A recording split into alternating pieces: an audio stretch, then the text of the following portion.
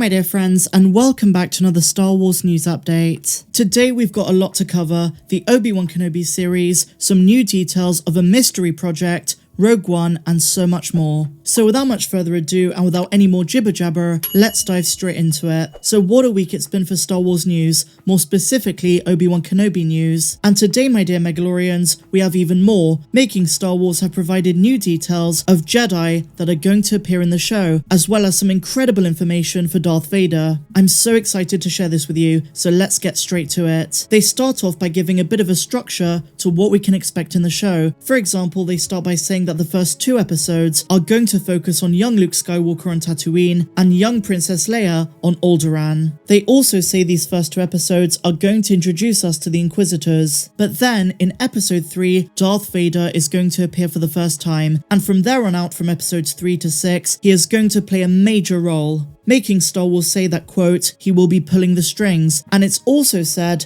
that the hype for Vader is not misplaced, because then they reveal the most important piece of information for Vader's character. If you're excited for Darth Vader returning, you're going to get exactly what you want. This Darth Vader is flipping and kicking, and you've got to think of him more like Darth Vader from Rogue One, but angrier. Oh, so exciting. So we're pretty much getting peak Vader here, and all of the rage and pain that comes with it. And making Star Wars also write that Vader is out for blood, so we really are going to get the Vader from the comics, who is OP at full power. But I should also say, my dear friends, that while we are going to see that side of Vader, I hope that during the helmetless scenes, we'll also get some of the pain that Anakin feels beneath the suit. We know that Obi-Wan has PTSD, but I also hope that they show us the internal agony of Vader's psyche as well. You know, maybe sprinkle in some Padme dreams and visions as he looks back at what could have been and what he's become, and that is just as central to Vader's character as his rage, especially 10 years after the events of Revenge of the Sith. But that is not all that Making Star Wars revealed. We also know there are going to be several Jedi in this series, although they're not sure if these are survivors of Order 66 or Jedi in flashbacks to the Clone Wars. In either case, most of these Jedi are said to be new characters and not ones that we know. One specific character is going to be played by Tom O'Connell, and he's going to be playing a Zabrak Jedi, one who looks much like Eeth Koth. Now we know it can't be Koth because he died in 14 BBY, unless of course they retcon his death from the comics, and I must say that this is the one retcon I'm happy with, because growing up with the prequels, he was one of my favourite Jedi from the Clone Wars era. But as I say, it's likely that O'Connell's character is a new Jedi that just happens to be a Zabrak. Now, given that Order 66 flashbacks are going to be a big deal in this show,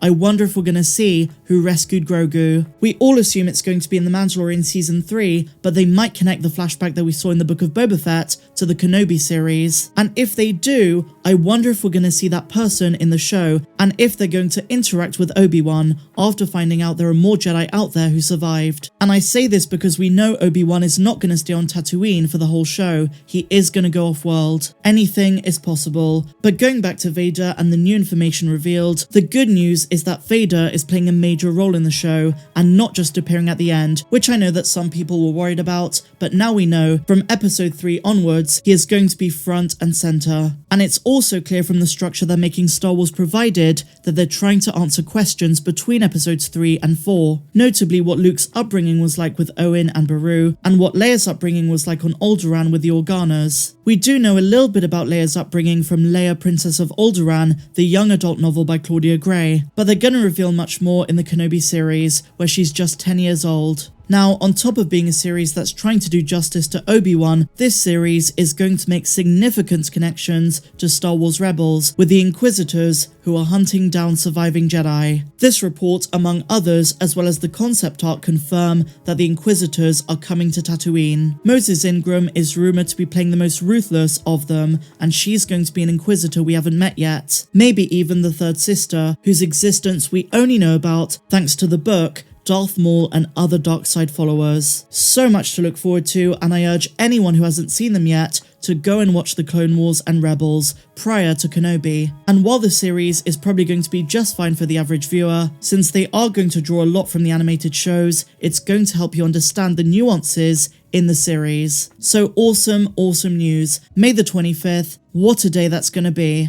So now, my dear friends, we're going to be talking about a mystery Star Wars project that's going to begin filming in June. Production Weekly listed all of the Star Wars series filming this year, and along with the ones we already know, like The Acolyte, Andor, Ahsoka, and so on, there is a new show codenamed Grammar Rodeo. This is really puzzling because we've had no announcement and no information was leaked. Production Weekly added no additional details, but Bespin Bulletin had a lot of insights when they chimed in by stating that they've heard that a familiar name is attached to the project, but they don't believe it's set during the Mandalorian timeline. They then asked their sources if this project is linked to the Acolyte, Lando, or anything else that we know of, but they were met with a resounding no. One clue might be something Cinelinx recently reported on, a mystery Star Wars project that's going to feel like, quote, Stranger Things in space. Cinelinx added that the series they've heard of is set during the High Republic, and the cast is going to be teenagers or pre-teens. And it's also worth noting that the codename Grammar Rodeo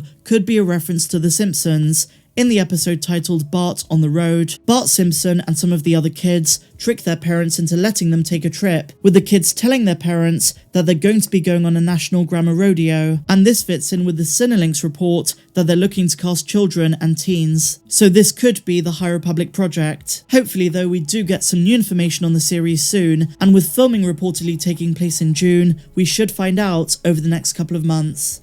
And so finally, my dear friends, some awesome news for Rogue One. Now you might be saying, but Meg, didn't Rogue One come out 6 years ago? How could there be news for it? Because today, Walt Disney Records have released an expanded version of the legendary Rogue One soundtrack by Michael Giacchino. The 2016 version was a wonderful addition to the Astral Symphony of the Galaxy Far, Far Away. But at the time, as many fans pointed out, numerous tracks, including those containing John Williams' masterful themes, were missing. But thankfully, that is all about to change. The long-awaited expanded score now contains 57 tracks, including Jyn Erso's interrogation and the Imperial evacuation of Jeddah, not to mention all of the alternate cues. And I must say, this track listing is very impressive and gives you the full Rogue One experience. And speaking of music, my dear friends, I'm once again going to plug my second channel, Meg's Cantina. Longtime viewers know that I'm a musician, and over there I make Star Wars music mixes,